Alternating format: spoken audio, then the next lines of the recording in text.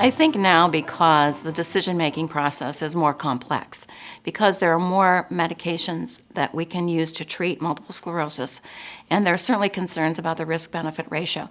There needs to be more communication between patients and their healthcare providers. There really needs to be more of this dialogue. You know, patients ask questions, clinicians answer, clinicians say, do you feel comfortable with this? What are your thoughts about this? And that in turn makes for a better partnership and then hopefully yield better adherence over time in taking some of these disease-modifying therapies. Years ago, decisions about therapies were mostly deferred to the physician. One would go to the doctor's office and say, what do I do? The doctor says, do this. You take your prescription, you go get it filled, and you do it dutifully. We are now in the information age, and there is lots of information available to patients. The physician is still an important component, and indeed studies have found that in terms of guiding decisions, physicians are still very, very important, and nurse practitioners and all of the care providers on the team. But the source of information about therapies has broadened out. And now the internet and published papers and magazines, and there's a lot more sources of information. And where before the decisions and the information all came from the care provider, now it's much more split and splintered as to where the information is coming from for guiding what to know about therapies. There's been an interesting and, from my point of view, a welcome shift in the doctor-patient relationship over the years in the context of MS in particular.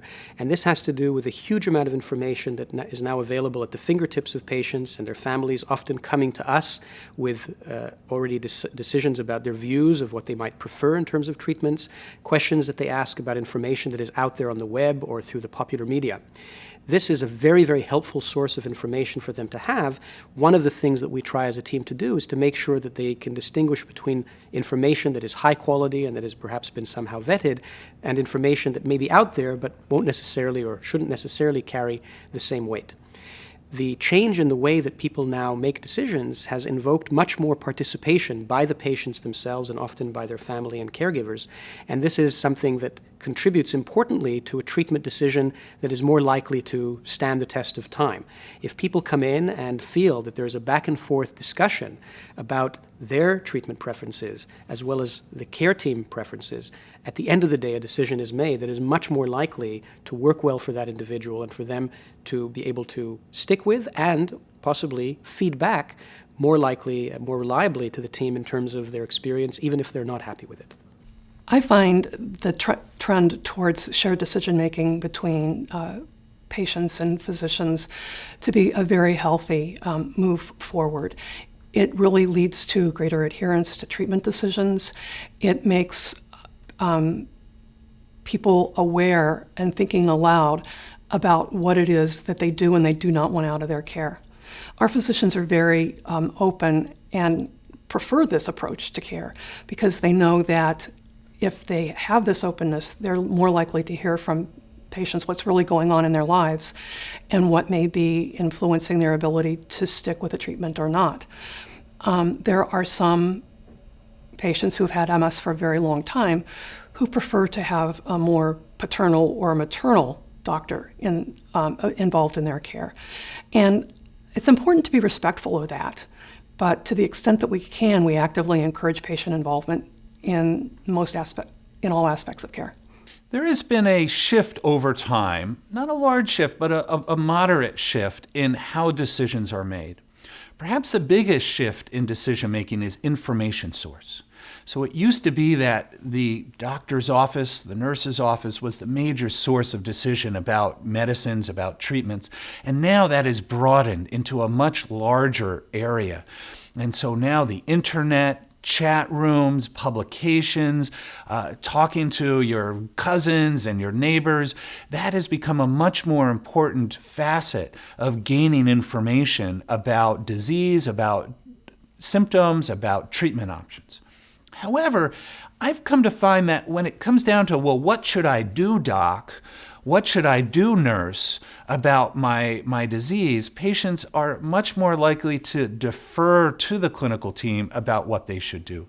And there is some data that's emerged about that from the NARCOMS MS patient registry, where patients were surveyed about their source of information and their source of decision making. And the information source was very, very broad, but the decision making still had the clinical team as the main drivers regarding their decisions. As I've stayed with the same doctor now for over 7 years, 6 or 7 years, that I've grown to a closer relationship, and he knows my goals in life and are taking those into account as we decide on therapies and treatments for spasticity.